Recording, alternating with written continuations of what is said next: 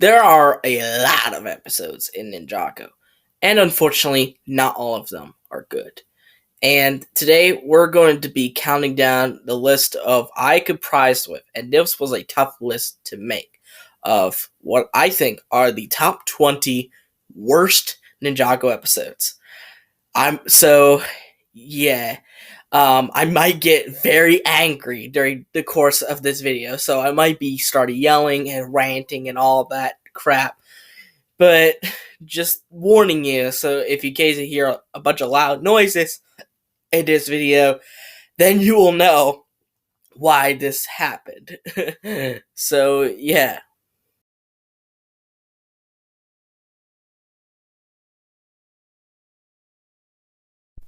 A Cold Goodbye. This is the last episode of the Season 11 Fire chapter. And this episode breaks one cardinal rule in media, which is show, don't tell. The ninja tell their emotions of how they feel about Zane's supposed death, but they don't really show it. It seems like they're not really affected by it. Now, to be fair, it's not like Zane has died before. I mean, well, he has. So maybe the effect wasn't as grand as last time, but still, it's their friend who they thought was dead. They should have at least cried or showed some type of emotion other than basically. And this is basically the least problematic episode on this list, giving it its position.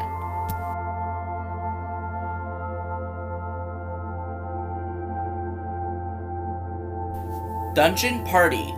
This episode was one of the very few episodes to introduce the now infamous anime, or as it's technically called, 2D art style.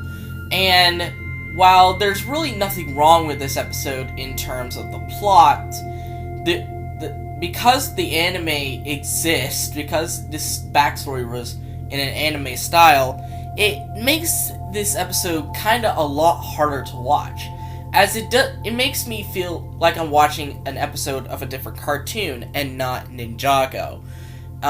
This episode was actually inspired by the 80s cartoon He-Man, which that's basically what it feels like. It feels like an episode of He-Man rather than an episode of Ninjago. Well, and if they were going for the whole He-Man vibe, they succeeded. A bit too well, if you ask me.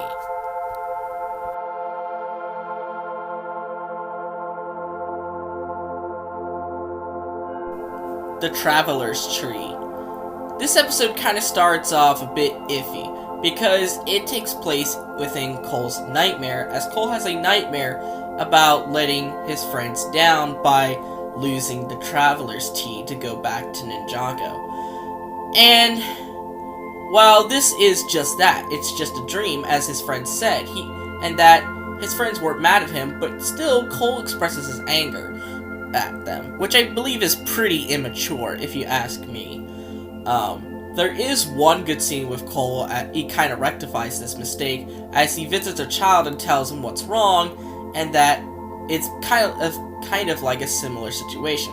The child lost his friend's ball, and he's worried that they will never ever want to speak to him again, which is a similar situation with Cole. And while I do believe this scene was handled wonderfully well, there are some other scenes in this episode that didn't really work, such as the kinda infamous Sorla teaching Nia how to control ice. That's one arc I will never, ever praise. Ever. So, yeah. Then there's, the actual going to the Traveler's Tree, which, again, was mentioned by that boy I mentioned earlier. But a big problem with this episode that I noticed is that there just isn't that much action to it. Ninjago is an action cartoon, and while I do expect action in 24/7, whenever there is very little to no action, it makes the episode feel kinda dry and pretty boring at times, which is sadly what happened in this episode.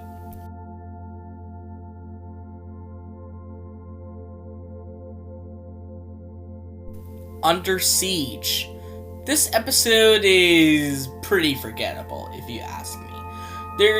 There's not really that much action, unless you want to call just things blowing up, or at least a bunch of Firefang action. Well, action.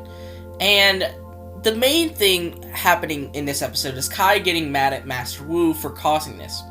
And rightly so. But the thing is, Kai just apologizes to Master Wu literally towards the end of the episode.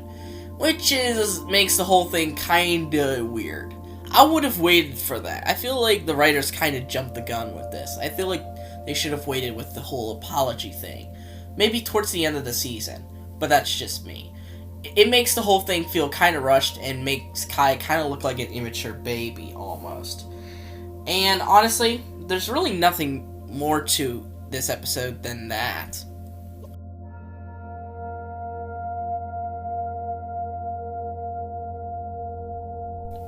Questing for quests. What in the absolute fuck is that title? I swear, is questing even a word? Anyways, the plot basically revolves around the ninja looking for a quest to do, because they acknowledge that they're not in good shape, and they have to actually, get back into shape. I would know, I can relate to this. I was in bad health for a long time, and now I'm actually trying to get into good health. So I can relate to this episode a little bit more than I used to. But, honestly, this episode just seems pretty silly, if you ask me, especially since some of the quests are, really, really silly. Like the filing with paper cuts, and there were some that kind of felt legitimate, but then there were others that are kind of, a little silly, as I mentioned. Another one I remember in the episode was them attacking bank robbers, but it all turned out to be just a movie or some sort of show. Okay. And then there was one appearance of Kilo, which, Kilo, okay, but did it really add anything to the episode? Not really. It kind of felt somewhat boring, as it just kind of feels like going through the same process over and over and over again, which it does get repetitive after a while. But at least at the end of the episode, it does foreshadow what's to come, so at least there's that.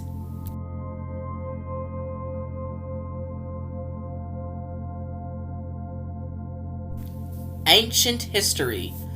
This episode, much like Under Siege, has very, very forgettable action. There is action there, but as I said, it's just straight up forgettable, so I'm not going to mention it. Basically, if I remember correctly, they have to basically get the second scroll, or at least the team is divided into two sections, or two teams, as I say. Team 1 consists of Jay, Cole, and Kai, who seek to learn more information about Asphira. And while they are under there, we get to see Scales and Acidicus return, which is great. And then we get to hear the tale of Asphira, which looks kinda harmless and innocent. But then at the end, we learned that the one who actually betrayed Asphira, quote unquote betrayed, is Master Wu. What? Just what? This twist makes absolutely no sense, and even the ninja acknowledge it in future episodes in that same season, because essentially it makes Wu look like such a bad person, and to note that this is the good brother? Okay. And then there was Nia, Zane, and Lloyd basically trying to stop Asphira from attacking the city. Again. And as I said before, very, very forgettable action. So, yeah, not really a good episode.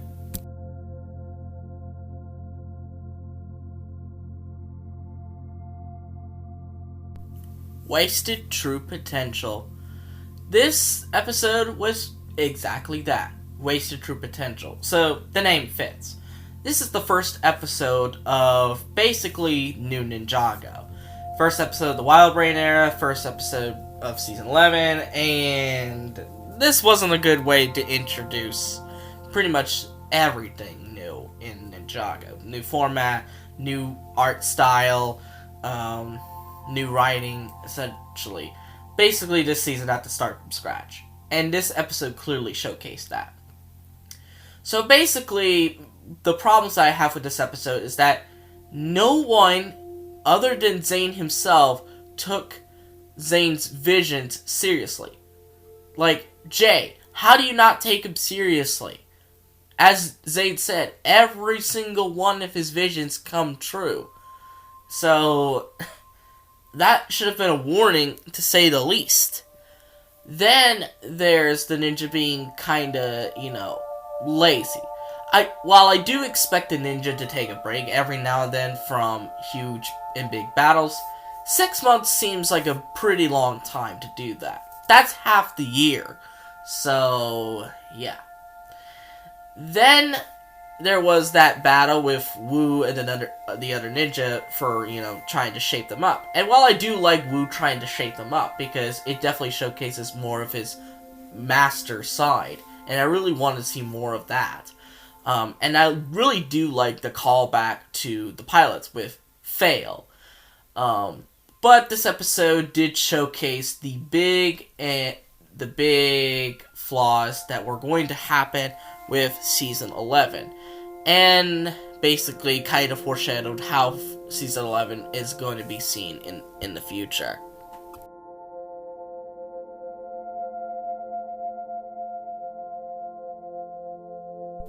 Ninja Ball Run. This episode is easily the worst of the Season 2 quote-unquote filler episodes. Maybe with the exception of Wrong Place, Wrong Time. But since this one is on this list and Wrong Place, Wrong Time is not, I actually consider Wrong Place, Wrong Time a little bit better, even if it is broken as hell. But anyways, this episode is basically Darev's dojo is going to be taken down unless he can get the money.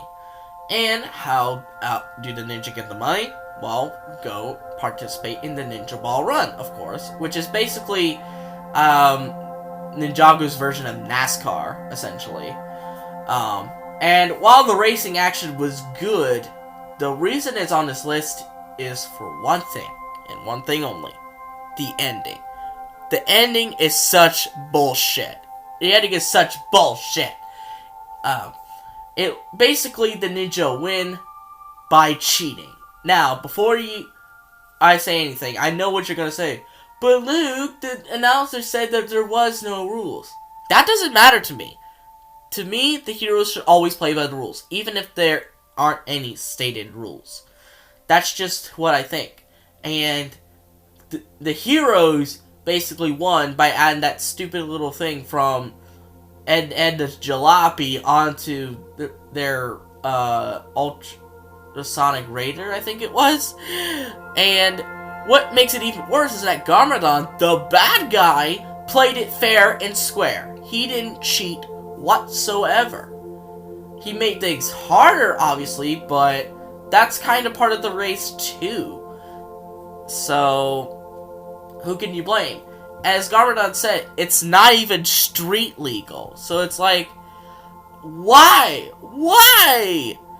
Also, this episode definitely serves as a how not to present a good moral code, essentially. Because this episode kind of presented the idea that cheating is okay. Which, as we all know, it's not okay to cheat. Luckily, my mind thought better of this and pointed that out, so that I don't have to constantly cheat in video games.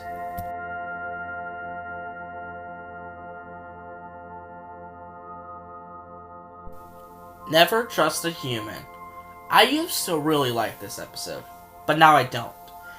And the main reason for that is Aspira's motive. Her motive is easily the worst out of any Ninjago villain that I have ever seen. It's even worse than the Time Twins. And the Time Twins' motives were just simply, I'm better than you. Which, it was essentially flaunting how good they were. Which, very simple and kind of immature-ish. But they have nothing on Aspira's motive.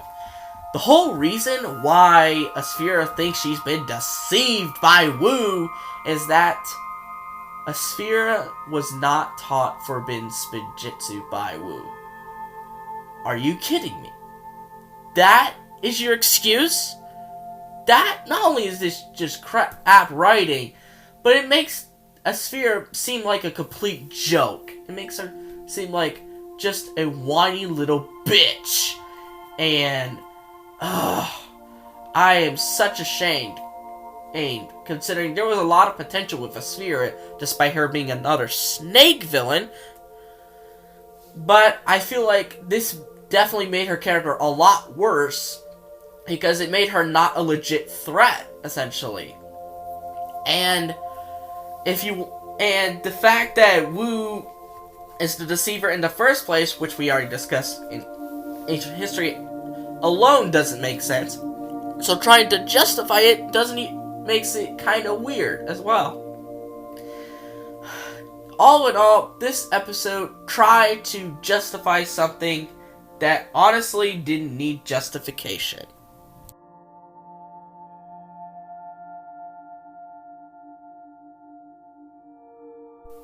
Kingdom Come.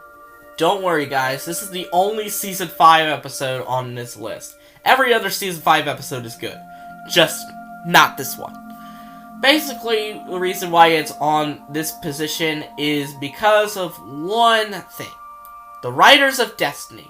Which, on its own, made no sense. Because Destiny is supposed to be like this force that basically has no meaning to it. It just happens, you know? But now we know that Destiny is in the hands of the writers of Destiny. Which basically, whenever they write something, it happens. Because that's how Destiny works, apparently. Secretly, we know it doesn't work that way. And also, it makes the ninjas seem like puppets who are incapable of making their own decisions.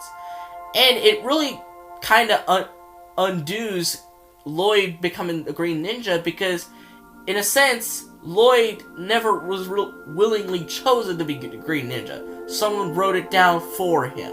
Which, it makes Lloyd seem extremely privileged compared to the other ninja. And honestly, even with the action scenes towards the end of the episode, this didn't really help this, considering how much of a clusterfuck this plot point is. And thank God this was never brought up after Season 5.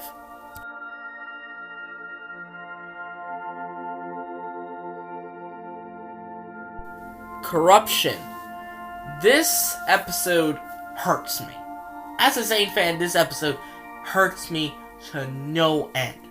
This episode just made Zane look stupid and weak. And I'm being honest here. Basically, the whole point of this episode is to showcase how Zane became the Ice Emperor. Because it's not like nobody knew that Zane was the Ice Emperor. Worst plot twist ever.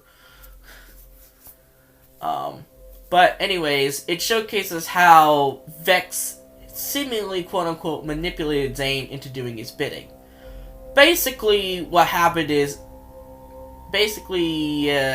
Zane had to restart the Lloyd's Titan mech. And yes, I said Lloyd's, because I know if I just said the Titan mech, I would sound like a complete hypocrite, knowing my appearance in the Ninja Legends Lloyd Vehicles video.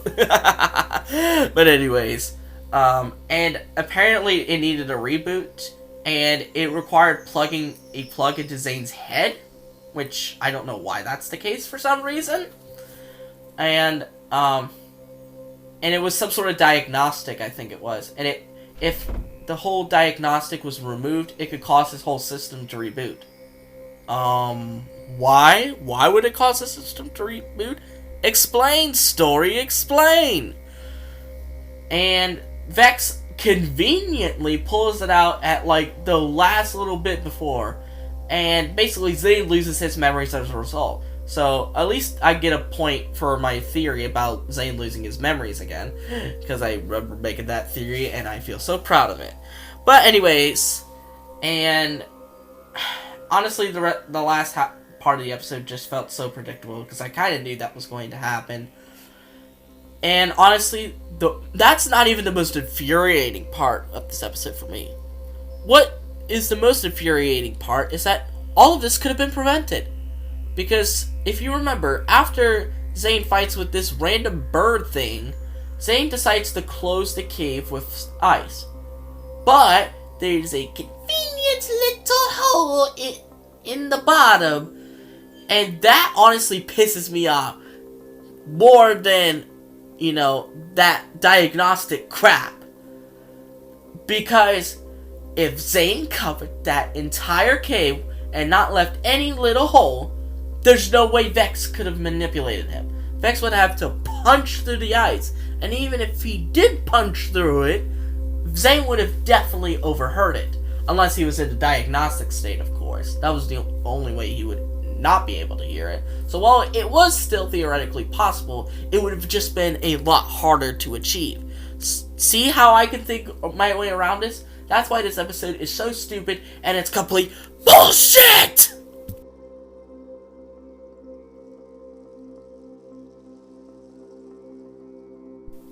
A rocky start.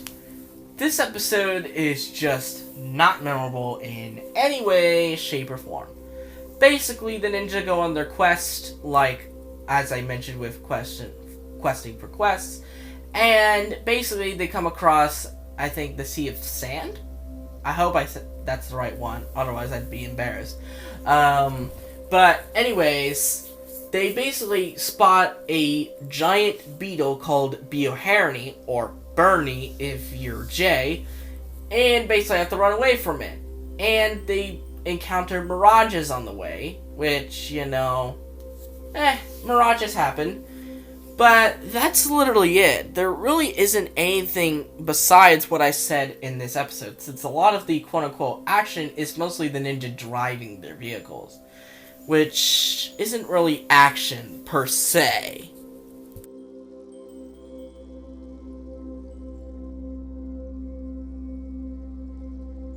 The Kaiju Protocol.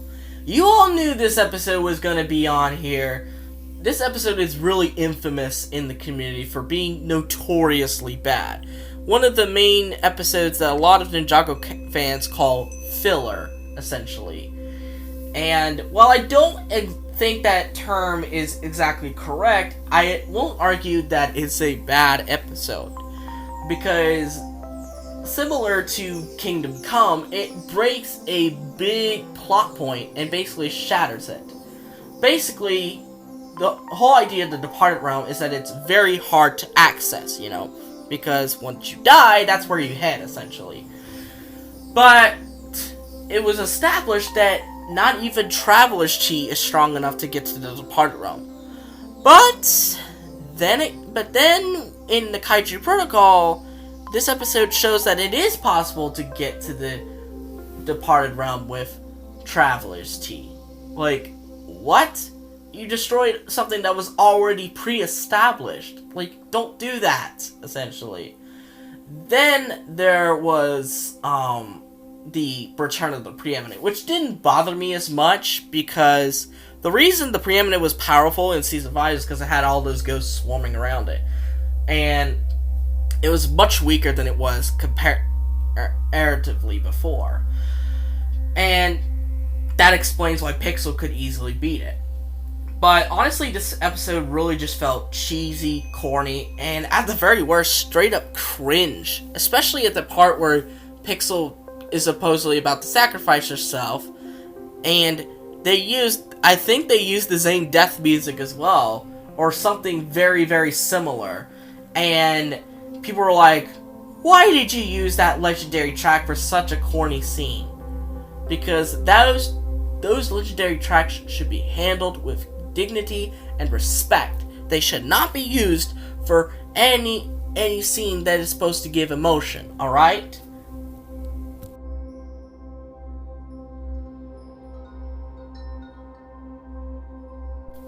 Snake-tastrophe.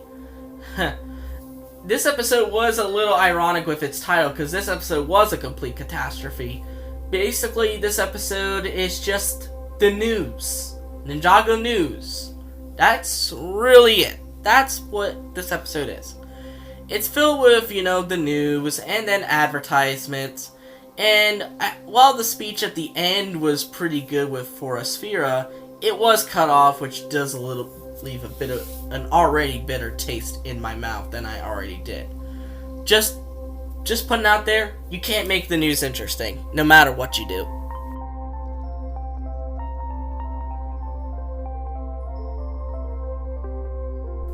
The real fall. Yeah, this episode is just falling, and guess what? Even more fucking falling! That's really what contains this entire episode. It's just that Cole, Wu, and Vanya falling. And that's not entertainment. That's boredom. Alright? At least there was a little bit of interesting parts at the beginning with Vangelis accusing Chompy of pushing Vanya down instead of, it being Vangelis himself. And this episode really only exists to introduce the lowly / upply. That's the entire reason this episode even exists.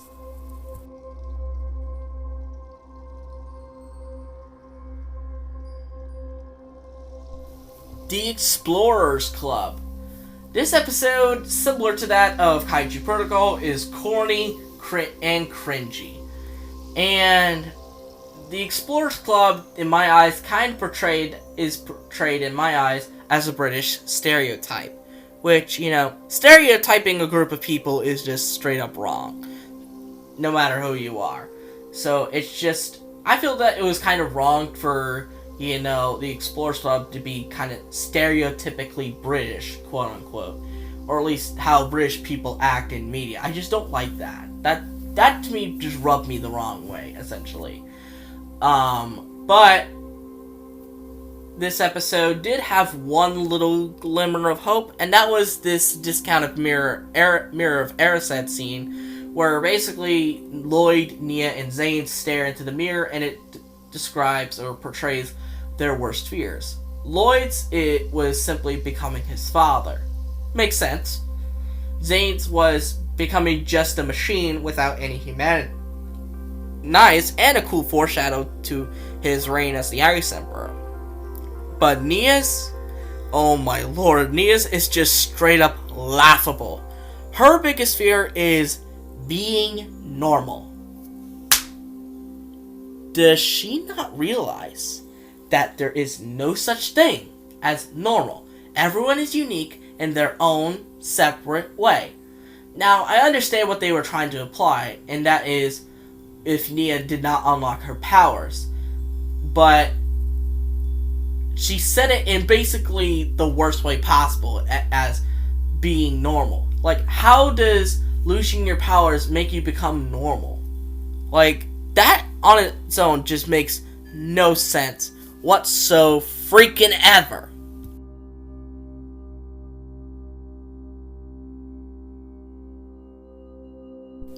True potential.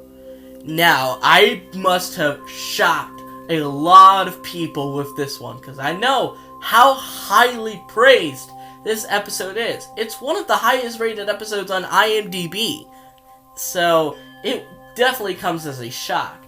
But hear me out. I don't like this episode for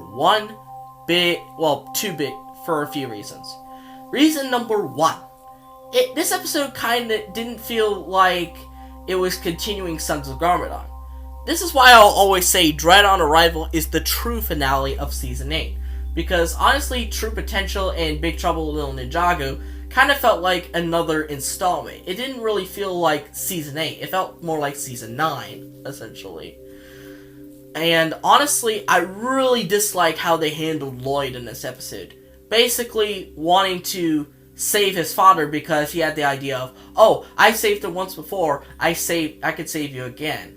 That's basically the same cockiness and arrogance that Wu had during his battle with Acronix back in Season 7. And look where that got him. You should know that, Lloyd. And honestly, I just never liked this. But the nail in the proverbial coffin is Garmadon's return. No, no, no, no! Why did you do this? This decision is easily one of the worst in the show's history. What reason was there to bring him back other than the movie?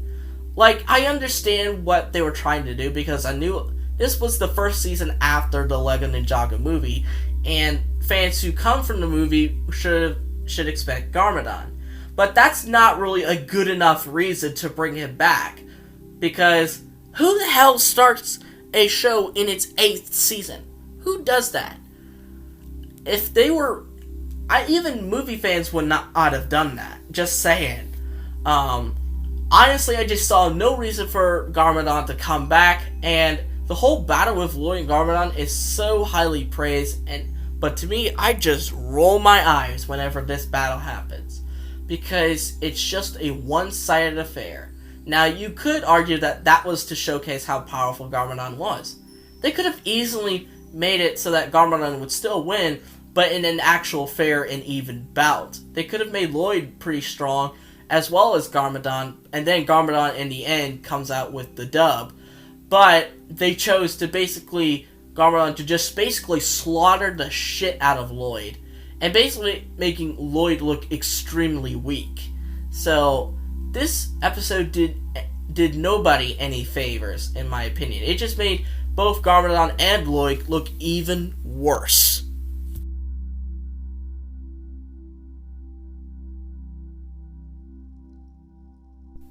The absolute worst.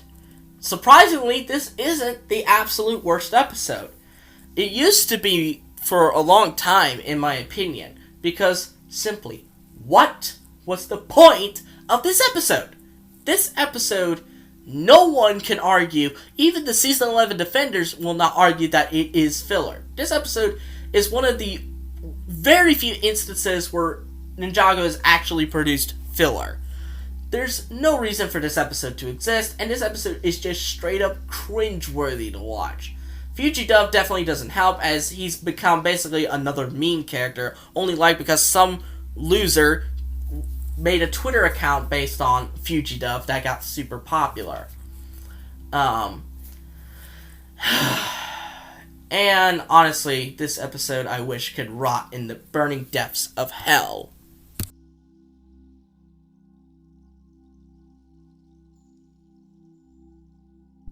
Booby traps and how to survive them. Oh my gosh. Similar to True Potential, this is how you destroy a character in literally 11 minutes. And honestly, this episode completely made Jay just a complete joke. This episode basically also was the episode where Professor Powers was introduced. Easily the worst Ninjago character to ever exist.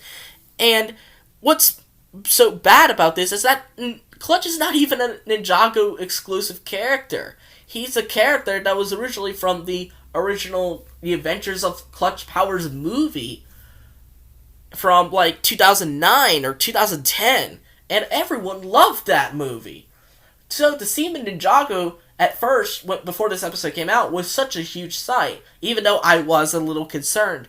And my concerns were proven right when this episode just shows how much of a lazy bum Clutch Powers is. And the only reason he does go exploring is because his license is about to get revoked. Okay? But as I said before, this episode makes Jay look like a complete dumbass, as he doesn't jump over the stinking cobweb and just nonchalantly walks over it. Like, are you that stupid, Jay? I know you're not the brightest of the bunch, but there's a difference between not being the brightest of the bunch and just being a dumbass. Then we get to Jay and Nia trying to solve the puzzle, even though they weren't supposed to. And you could say part of the blame is on Zane for telling them too late, but since Jay and Nia started the puzzle, they are at fault here. So, again, just why? Jay, you caused the entire events of Season 11 to happen, and I blame you for everything. And what makes this kind of even worse is that this is the first out of 2 seasons in a row where Jay has caused the events of the season to happen. Like, are you that stupid, Jay? Come on. this episode completely ruins Jay's character. And there's another part of this episode that infuriates me even more, and that is this simple Bones, this guy in Bones. And Clutch Powers notices the guy as Hagman, kind of play on Hagman, the former writers, but then calling him competition. Are you kidding me? That is incredibly disrespectful to the Hagmans. I don't know if the Hagmans gave permission to use this, so I can't be too sure if this was intentional or unintentional. But if it was intentional with permission, then I won't complain about it. But until that is proven, how dare you disrespect people who worked on the show for longer than you have? Like, it's not funny, it's just straight up disrespectful. All in all, this episode was just a huge clusterfuck. But there is one more episode, which, honestly, I feel like I'm gonna lose my voice if I go to this one, so I need to prepare myself for this one.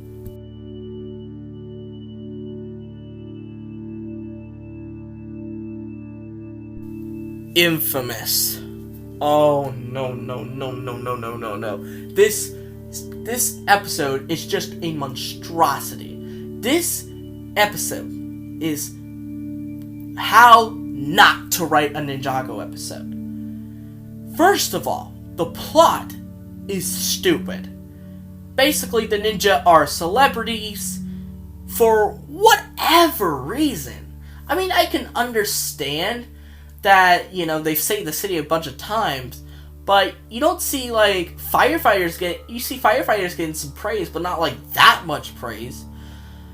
And I think this is because the ninja are, the only thing in town, so they saved the city, a bunch of times, so everyone knows their faces. That's just what I think, personally, so I can kind of let that one a little bit slide, but still, plot is stupid. Then we have the now infamous, no pun intended, ninja prison arc. This arc is one of the worst arcs in the entire series. Hell, even Skybound lovers say this arc is pretty bad. And I'm not even lying about that.